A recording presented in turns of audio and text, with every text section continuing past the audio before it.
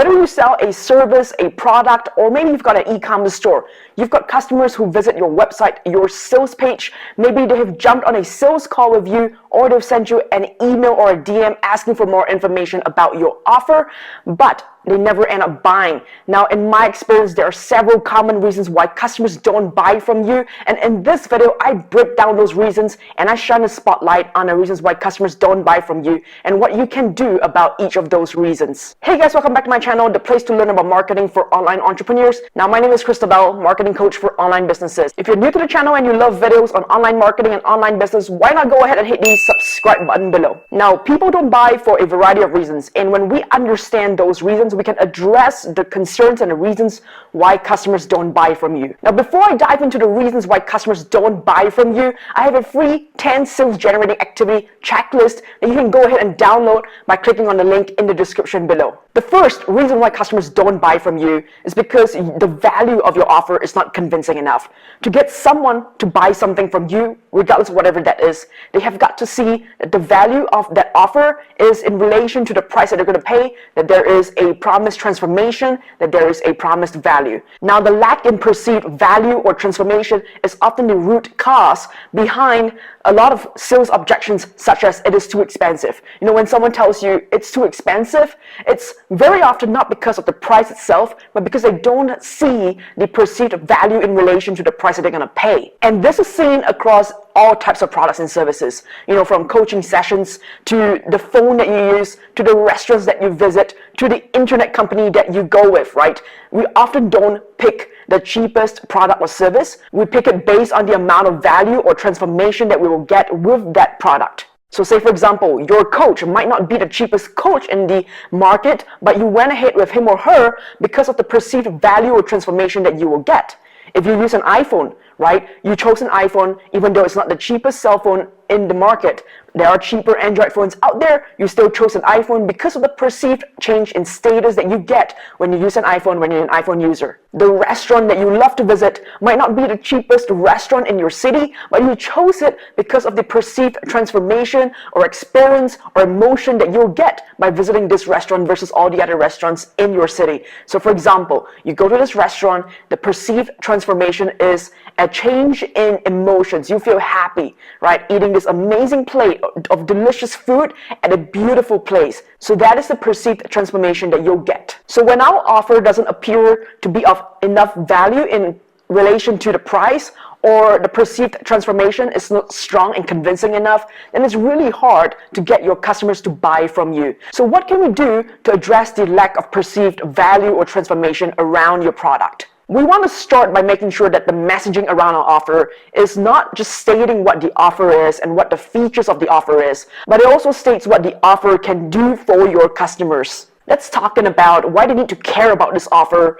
and how it ties to the problems that this offer can solve, and then how your offer can bring about the solution to solve those problems. You know, some of the common transformations that people are looking for: more gains, more money, more profit, right? More transformation, more time, more convenience, more productivity, a better status, less pain, less hassle, less waiting time, less problems, right? Those are the common changes and transformation that people are looking for when they buy any offer. So remember this, people don't just buy an offer because of the features. They buy something, anything, because they want to change and fix and solve a problem, a pain, a transformation, or reach a status. So I want to go ahead and review your marketing and the messaging. You know, for example, on your sales page, on your landing page, on your website, make sure that you address the change that your offer will provide.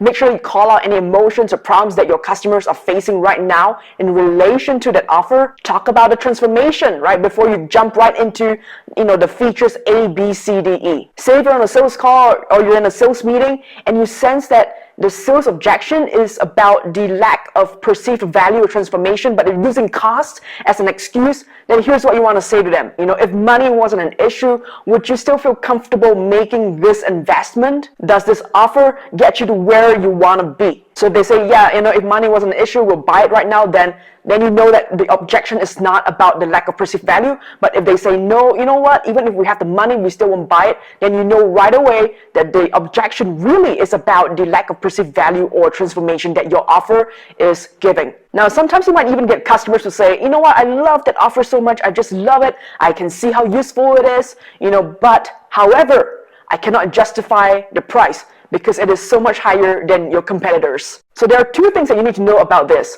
Now, the first thing is about your offer, right? If you want to charge more than your competitors, then you got to make sure that your offer is better than your competitors, right? There's something better about the features, there's something better about the transformation it brings. There's just something better about it, right? A lot of times online entrepreneurs are told to increase the prices. Go ahead and increase the price, right? And charge more than your competitors. Now, there's actually a prelude to that. Right? The prelude is if you want to charge more than your competitors, you got to make sure that there's something different about your offer, right? Is it experience that is different? Is it the feature that's different? Is it better, right? Is the transformation amazing and just completely, beats your competitors? Now, the second thing that you need to know is something very interesting, right? They might be saying yes, right? They're saying yes, but actually what they're saying is no. It sounds like they're seeing the value. It sounds like they're saying that they see the transformation, but in reality, they're not seeing the real value, not seeing the real transformation. Because if they're really seeing the perceived value and transformation, then cost will not be an issue at all. So if they continue to ask you to justify your prices based on your competitors, then you need to look into how you're actually demonstrating your value of that product or that offer to them, right? Because it is clear that you're not demonstrating the value well enough. It's less about benchmarking your prices to your competitors. So I'll give you an example here. Apple MacBook. It is a laptop. It is more expensive than the other laptops in the market. But people still continue to buy Apple MacBook. Why? Because of its perceived value, because of its perceived transformation and status. When you use an Apple MacBook, people still pay for it, even though Apple is not benchmarking their prices to the other competitors. Now, the second reason why customers don't buy from you is because there is a lack of trust in you or your brand, or they don't see you or your brand as the leading authority in your space. We can talk and share all about the offer and the transformation and the value that they'll get, but if someone doesn't trust you or the brand or the offer, then it's not going to convince them to buy. Now, thankfully, trust and becoming an authority in their eyes is something that can change. It's something that can be built over time, over nurturing, right? So you do that by showing up consistently. You do that by providing valuable content over time. You do that by getting your brand endorsed by, other more prominent brands. For example, getting featured on TV, getting interviewed by others. We can also build up trust and authority by showing testimonials, so showing proof of the value and the transformation that your offer is promising, right? So showing proof through the form of testimonials. And this is why getting testimonials is so important, right? If you're not already collecting testimonials from your past and present customers, then I highly encourage you to go ahead and start collecting testimonials that you can show and demonstrate on your website, on your sales page, on your social media, right? During your sales meeting, for example, you want to constantly show proof that you are not bullshitting, you're not scamming them. Now, the third reason why customers don't buy from you is not because they don't trust you or your offer, but it's because they don't trust themselves. So what do I mean by that? Say, for example, someone is interested in buying your dieting product, right? And they really believe that your product can give them the transformation that they want, that they are looking for in terms of losing weight. However, the thing that's stopping them from buying is because they don't trust themselves enough.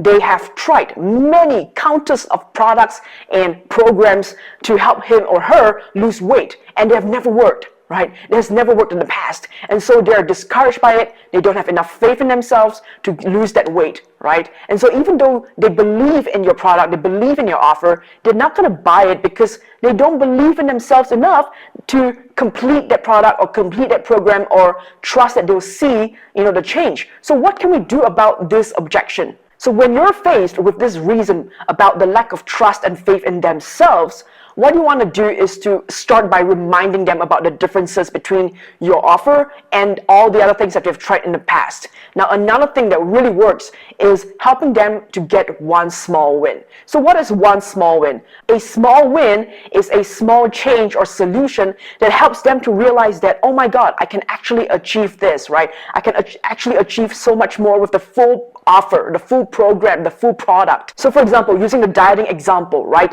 If you have a small small exercise or workout or activity that helps them to drop maybe a pound or two, that instant change in weight, that small little change helps them to realize that, oh my God, I've actually achieved a drop in weight.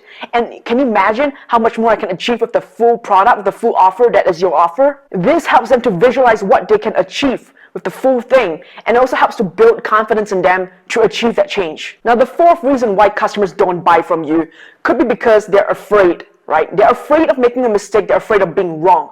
Logically, they know that your offer makes sense for them, but they're afraid to dive in because what if they make a mistake? What if it doesn't work out the way they think it would work out? If it's a B2B offer, what if they risk it and then they lose their jobs or they lose their reputation? If it's a B2C offer, what if they go ahead with the offer and then it doesn't work out and they've just wasted their money? So an example is like skydiving, right? Your instructor tells you that the equipment works well, all you need to do is to jump out of the helicopter, pull it with the cord, and the parachute's gonna shoot out. You know it works, logically, right? But as you're standing there by the door, about to jump out of the helicopter, you're looking down, there's a lot of fear. Right? What if something goes wrong? What if the instructor says that it's going to work, but it doesn't work? You're going to die. So the way that you deal with this fear and the objection around fear is by not just talking about your offer and the transformation and the value, but by also talking about who you are and then demonstrating why you're trustworthy, why you're the best person to go with, and also talking about your company, that your company is trustworthy, that your company has been around for a while, that your company is experienced, that your company is growing. And then back to the third reason about trust, you want to feature testimonials, you want to feature logos of customers, you want to show case studies or talk about examples. Now, if you know for sure that there's an objection or a fear that's causing them to not take a step with you, then you want to address the elephant in the room. Now, so many online entrepreneurs are so afraid of bringing up the objection or that fear because they don't want to address the elephant in the room. What they prefer to do is they prefer to wait till the customer brings up that objection or brings up that question. But what you want to do instead is to be proactive. You want to prepare ahead. You want to know exactly what is the fear that's stopping them from committing, and then you want to shine a spotlight on it, and you want to help them to overcome that fear. If you're with a customer or you're on a sales call, you can say something along the lines of, I know what you're thinking. You're thinking that, oh my God, this works. Now I really have to consider buying it. And that is scary, right? That is a scary thought, because what if it doesn't work? Maybe you're skeptical because of fear 1, fear 2, fear 3, and here's the thing, you're not the first person to be afraid of fear 1, fear 2, fear 3. That's completely normal. I encounter that every time. Every of my customer experiences that before they jump in. So you acknowledge the fear or fears that they might have, you allow them to verbalize and express that fear. Just by allowing them to express the fear that's in them, you're helping them to diffuse the emotional impact it has on them. You're helping to move away that psychological roadblock that they're facing right now in their brain. Now, the fifth reason why customers don't buy from you could be because you're not following up faithfully, right? You're not following up after a sales call. You're not following up after you give someone information that they've asked for. Now, with this, you have to be persistent, but don't be pushy, right? You don't want to end up harassing people to buy your stuff. There is a thin line between being persistent and being harassing. Harassing people is irritating. No one likes it. You don't like it. I don't like it. So there is a way to follow up without coming across as harassment. So one thing I like to do is to explicitly ask them, when is a good time for me to follow up with them, right? And they could say, yeah, follow up with me in 1 week's time. And then what I'll do is, exactly in 1 week's time, I will follow up them and I'll say, hey, I'm following up as promised, just kind of wondering if you have made a decision, if you've got any questions. I'm happy to answer any questions you might have. If you want to jump on another sales call, happy to do so as well. Just kind of want to figure out, where you are right now with your decision. If someone emailed me or sent me a DM asking me about, more details about my offer, and they don't reply after I send them, the details, they don't get back to me, then what I want to do is, maybe 2 or 3 days later, I'll send them another email or DM, just checking in with them, saying, hey, just kind of following up, after my last email, my last DM, just kind of want to follow up and see if you've got any questions, and then another week's time if they don't reply, and then just one more last email or last DM 2 weeks from now, right? So I just kind of do this persistent follow-up, but without being pushy. Now, the sixth reason why customers don't buy from you could be because you're coming across as very aggressive or pushy. No one likes being sold to. No one likes being told to buy something. When I first started learning about sales, a lot of the big names teaching sales, they were pushing a very aggressive way of selling. For example, getting people to keep saying yes through micro questions, all these micro commitments, right? And then eventually kind of forcing them to buy, making them feel bad for saying no. That's a very aggressive way of selling that is not what I like, right? It's not in line with who I am as a person. It's not in line with the values that I have. And these are very stereotypically associated with, car salesmen, insurance agents, MLM people, right? They are very aggressive in the way they're selling that is borderline just forcing the person to buy it. So I don't like coming across as pushy or aggressive, and I hope you don't as well. Pushing someone and forcing someone to buy your offer at that stage might feel awesome, right? Because you finally force them, you make them cave in to buy your offer. But trust me, once buyer regret hits, and it will hit, they will become a pain in the ass customer because they will start to cause troubles, and you don't really want that. Why do you want to force someone to buy your offer or your service? So think about the way that you're selling. Do you come across as very pushy, as very aggressive? Do you find that people are getting turned off from you just by the way that you talk, by the way that you are constantly trying to force your offer on them? Now, if you want to learn how to get more sales, don't forget to go download the 10 sales generating activity checklist that I have listed in the description below. It's free. You download it, and then if you action on any of those 10 sales generating activities, I'm sure you'll start making more sales. Now, if you want to learn more about getting more sales, then go check out these 2 videos to learn how to make more sales. If you found this useful, go ahead and hit the like button. And if you want to be notified the next time I upload a new video, go ahead and hit the bell button as well. Thanks for watching this video. I'll see you in the next video.